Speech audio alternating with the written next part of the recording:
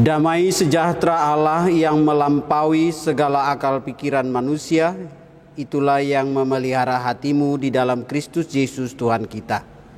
Amin. Shalom, salam sehat untuk Bapak Ibu, saudara-saudari yang terkasih dalam Tuhan Yesus Kristus. Di hari ini kita merayakan pesta kenaikan, mengingat kenaikan Tuhan Yesus Kristus ke sorga. Pesta perninggotan di hana naik di Tuhan Yesus Kristus. Tentunya kita sangat bersyukur karena ada satu momen penting di tengah-tengah hidup kita, menyaksikan bahwa kuasa Tuhan sungguh-sungguh nyata melalui kesaksian firman-Nya. Oleh karena itu mari kita merenungkan firman Tuhan dari Kisah Para Rasul pasal yang pertama, mulai dari ayat 6 sampai dengan ayat 11. Maka bertanyalah mereka yang berkumpul di situ, "Tuhan, maukah Engkau pada masa ini memulihkan kerajaan bagi Israel?" Jawabnya, "Engkau tidak perlu mengetahui masa dan waktu yang ditetapkan Bapa sendiri menurut kuasanya.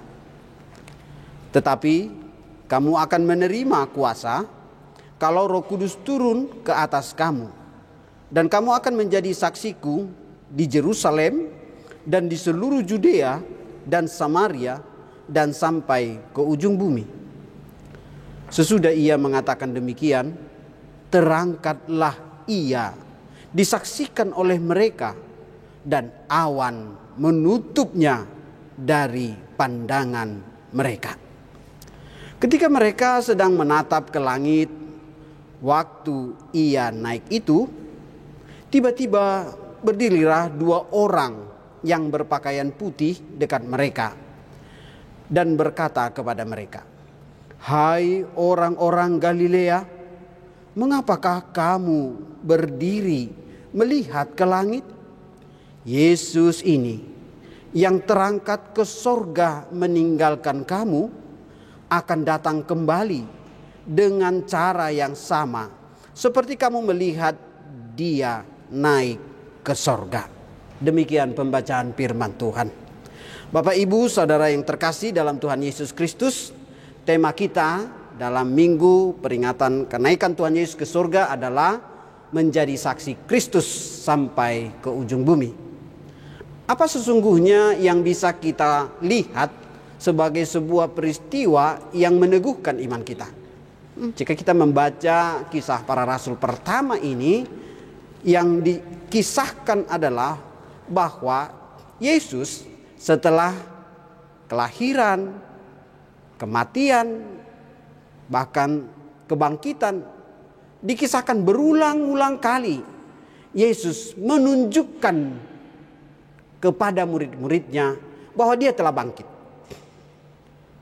Nah, di dalam pertemuan itu Yesus ingin meyakinkan para murid dan meneguhkan iman mereka bahwa semua perkataan yang Yesus katakan adalah benar nyata. Namun para murid sepertinya terlena dengan kehadiran Yesus di tengah-tengah mereka. Oleh karena itu sangat menggelitik jika kita membaca Kisah Para Rasul 1 ayat 6 ini, pertanyaan murid-murid. Mereka berkata kepada Yesus, "Tuhan, maukah Engkau pada masa ini memulihkan kerajaan bagi Israel?" Padahal sudah berulang kali Yesus menjelaskan tentang kerajaan Allah. Kenapa mereka masih berpikir tentang kerajaan Israel yang bersifat duniawi itu? Ini menjadi penting bagi kita supaya kita jangan terlena bahwa aktivitas rohani tidak sama dengan spiritualitas hidup kita secara rohani.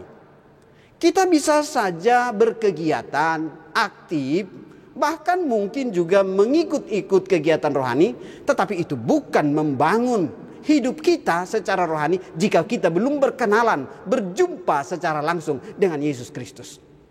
Jika kita melihat murid-murid selama 3 tahun lebih, dari mulai dipilih sampai akhirnya Yesus tersalib, Selalu ada komunikasi aktif. Tetapi komunikasi aktif itu belum sampai membuat mereka memiliki spiritualitas yang kokoh untuk meyakini firman Tuhan. Bahkan berita yang ditekankan oleh Yesus mengenai kerajaan Allah masih saja dianggap mereka sesuatu rencana yang belum terwujud. Oleh karena itu pertanyaannya, maukah engkau untuk memulihkan kerajaan bagi Israel? Oleh karena itu jawab Yesus apa?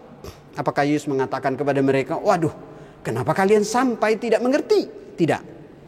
Jawaban Yesus, engkau tidak perlu mengetahui masa dan waktu. Jadi ada yang namanya kairos, ada yang kronos. Ada waktunya kita, tetapi ada juga waktunya Tuhan. Nah, melalui pernyataan ini, Yesus ingin mengatakan, waktunya Tuhan tidak perlu menjadi persoalan bagi waktunya kita. Sepanjang kita hidup, dari mulai kita lahir, sudah seberapa lama kita menikmati hubungan kita dengan Tuhan? Bagaimana dengan murid-murid? Apakah mereka menikmati hubungannya dengan Tuhan? Sangat menikmati. Tetapi apakah iman mereka bertumbuh sepanjang perjalanan dengan Yesus? Terlihat dari kesaksian ini masih belum. Tetapi Yesus tidak langsung menghukum mereka. Apa yang Tuhan Yesus lakukan kepada mereka? Sebagai bagian daripada perjumpaan terakhir antara Yesus dengan murid-murid. Di ayat 8 dikatakan, tetapi kamu akan menerima kuasa. Bapak Ibu, kita butuh kuasa Tuhan untuk kita mengalami pemulihan dalam hidup ini. Di situasi ekonomi yang sulit saat ini, kondisi penyakit bahkan juga kondisi kesehatan yang sering terganggu. Bahkan mungkin dengan perjuangan kita untuk mempertahankan ekonomi kita serasa tidak begitu menjanjikan. Oleh karena itu, apa yang harus kita lakukan? Yesus mengingatkan kita, ada kuasa yang harus kita terima supaya kita bisa menjalani hidup ini dengan penuh semangat, sukacita, bahkan dengan penuh sorak-sorai. Seperti di minggu-minggu sebelumnya, jubileum atau jubilate, ya, minggu sorak-sorai dan minggu kantate, bernyanyi bersukacita kepada Tuhan. Itu adalah bagian daripada kita merayakan kebangkitan Yesus. Namun di saat ini kita ingin merayakan kenaikan Yesus. Lalu Yesus berkata, supaya kita orang-orang percaya bisa berani dan sanggup untuk menyaksikan Yesus sebagai Tuhan dan Juru Selamat dalam hidup kita, kita butuh penyerahan diri. Mohon pertolongan Tuhan, mohon kuasa Tuhan, mohon turun Roh Kudus memimpin hidup kita. Bukan kita yang memimpin kita, tetapi Roh Kudus yang memimpin. Oleh karena itu dalam ayat 8, tetapi kamu akan menerima kuasa kalau Roh Kudus turun ke atas kamu. Dan kamu akan menjadi saksiku di Yerusalem dan di seluruh Judea dan Samaria sampai ke ujung bumi. Bapak Ibu, dalam bayangan para murid, Yerusalem atau sekitar daerah mereka cukup. Hanya sampai di situlah berita tentang Yesus. Ternyata Yesus tidak hanya membatasi berita tentang kedatangannya, kuasanya, dan kebangkitannya. Melalui teks ini dikatakan bahwa berita tentang kebangkitan dan kenaikan ini harus disebarkan sampai ke ujung bumi. Oleh karena itu, kita melalui kesaksian para murid di dalam Kisah Para Rasul ini, kita harus beranjak dari situasi yang sekarang ini. Mohon pimpinan dan kuasa Tuhan melalui doa, melalui perenungan, melalui firman Tuhan. Jika kita melanjutkan pembacaan ini, maka kita akan melihat setelah Yesus terangkat ke sorga, lalu kemudian murid-murid diingatkan oleh malaikat supaya mereka jangan terperangah atau mereka kagum dan takjub. Seperti kita melihat sebuah atraksi, sirkus. Kita takjub, kagum, tetapi kita tidak memperoleh apa-apa. Seperti itulah yang Tuhan Yesus tunjukkan kepada mereka. Lalu malaikat mengingatkan, jangan hanya bengong. Ayo lanjutkan apa yang sudah Tuhan Yesus katakan. Kembali, lalu mereka berkumpul, mereka berdoa, berseru, memohon sambil menguatkan satu dengan yang lain. di saat itulah turun Roh Kudus sesuai dengan janji Tuhan kepada mereka. Bapak Ibu saudara yang terkasih, untuk menjadi saksi, sebagaimana tema kita, menjadi saksi Kristus. Untuk menjadi saksi tentunya ada proses. Jika kita mengingat pengadilan, sebuah proses pengadilan, di sana akan ada saksi, ada pembela, ada hakim. Untuk bisa menjadi saksi ada syaratnya. Seorang saksi dalam sebuah perkara, syaratnya yang pertama, dia melihat kejadian itu. Jadi kalau ditanya sebagai saksi, dia nggak lihat, ini nggak pas. Pasti polisi dalam interogasi tidak akan banyak bertanya kalau dia tidak melihat. Yang kedua apalagi, mungkin berbeda jika hanya melihat tetapi tidak mendengar. Jadi jarak jauh begitu. Nah ini butuh melihat dan mendengar. Jadi apa yang dilihat, didengar juga peristiwa kejadian apa. Lalu setelah itu ditanya, dari melihat, mendengar, apa yang Anda ketahui tentang peristiwa itu?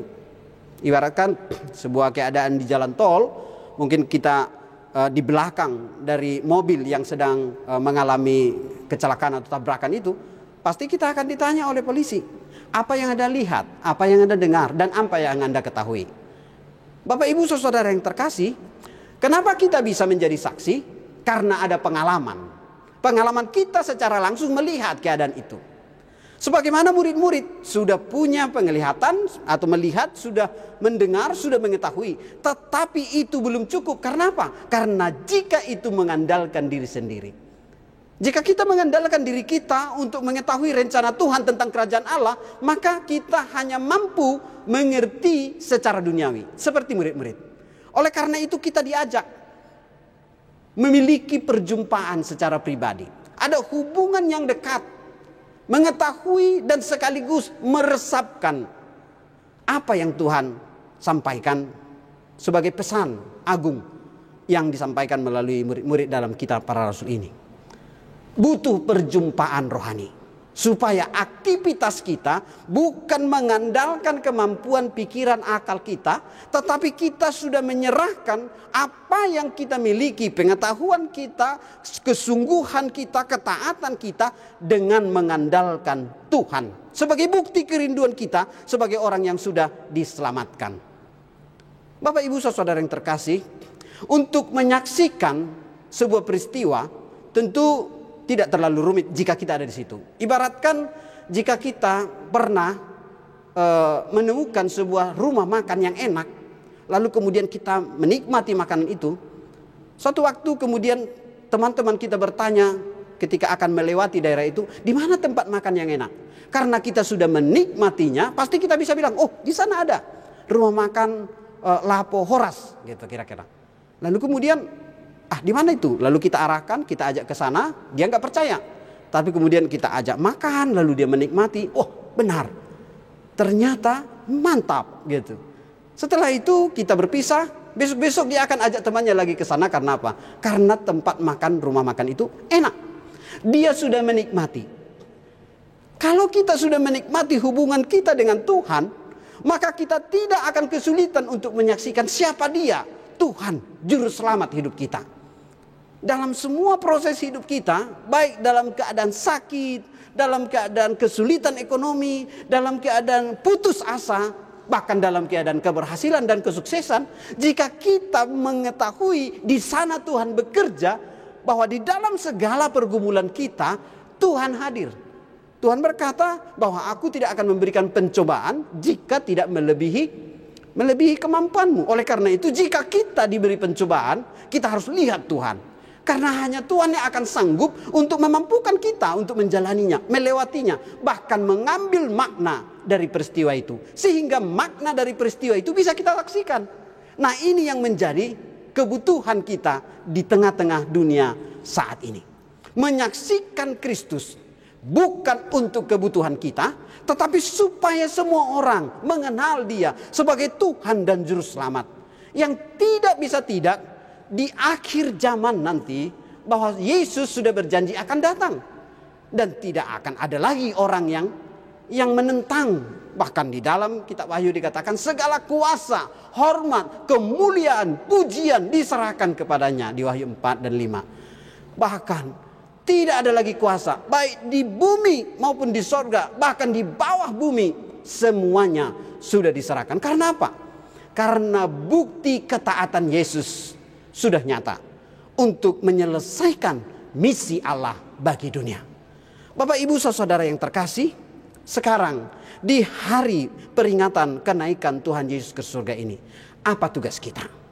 Tugas kita tetap percaya, mengingat bahwa apa yang sudah dialami dan dituliskan dalam Alkitab ini benar-benar ada nyatanya. Bahkan ketika kita ingin bergumul dengan pergumulan kita, mengandalkan firman Tuhan yang kita baca dari Alkitab, itu sungguh mampu menguatkan iman kita untuk terus berjuang bersama Tuhan. Jika kita mengingat khotbah di minggu sebelumnya, bahwa kita tahu Petrus yang pada masa itu berjalan ke Lida, lalu kemudian ada orang yang sakit yang namanya Eneas, lalu dengan mengandalkan nama Tuhan Yesus yang telah bangkit itu, Eneas bangkitlah. Dia bangkit. Dan di kota Yope, Yesus menyatakan kuasanya melalui Petrus juga membangkitkan Tabita atau Dorcas dari kematian. Artinya Bapak Ibu, bahwa itu benar nyata, bahwa Yesus yang mati, bangkit dan naik ke surga, dan akan datang pada hari yang kedua atau pada hari kemudian. Artinya itu janji yang sudah benar-benar nyata. Sekarang bagaimana dengan kita? Apakah kita merayakan hari kenaikan Yesus ke surga ini sebagai sebuah keyakinan bahwa kita yang menerima Yesus, suatu waktu kita akan ikut di dalam peristiwa kenaikan ke surga? Orang-orang yang percaya di dalam Yesus setelah dia mati, maka kemudian dengan kuasa Tuhan dia akan dibangkitkan. Tentu kita harus meyakini janji Tuhan itu. Bahwa yang pertama, Tuhan memberikan kuasa kepada kita. Dan oleh karena itu, berserulah kepadanya. Dalam teks ini dikatakan bahwa Roh Kudus akan turun ke atas kamu. Artinya, kita merelakan diri kita untuk dipimpin oleh Roh Tuhan. Yang kedua, bahwa setiap orang yang percaya kepada Tuhan, hidupnya sudah dijamin oleh Tuhan. Tidak lagi akan mengalami kebinasaan. Jika semasa hidupnya dia sudah menerima Yesus sebagai Tuhan dan Juru Selamatnya, dan sepanjang hidupnya dia diberikan waktunya untuk bersaksi akan pertolongan Tuhan tersebut, maka dia adalah orang-orang yang sudah mengerjakan misi Allah bagi dunia ini. Yang ketiga, Yesus benar-benar dimuliakan. Buktinya Yesus terangkat ke sorga. Yang keempat, Yesus tidak meninggalkan kita sendiri. Yesus berjanji akan memberikan kepada setiap orang yang percaya rohnya, Roh Kudus. Untuk apa? Untuk menguatkan, untuk menghibur, untuk menopang, untuk menolong kita. Bapak Ibu saudara yang terkasih, tentu itu bisa kita kerjakan melalui apa? Melalui doa, melalui firman yang kita renungkan, melalui ketaatan kita untuk melayani Tuhan. Bahkan bukan hanya di rumah ibadah, tetapi dalam kehidupan kita, kita bisa bersaksi. Biarlah bersaksi menjadi gaya hidup dalam hidup kita. Kita bersahabat menyaksikan Kristus, bukan dengan berdebat atau bahkan berdemonstrasi, tetapi dengan bergaul, menunjukkan hidup kita yang sudah diselamatkan oleh Tuhan menjadi kesaksian dimanapun kita ditempatkan Tuhan. Jika kita bekerja sebagai bagian daripada bagian medis, mari kita saksikan bagaimana Tuhan menolong semua orang yang berseru-seru kepadanya.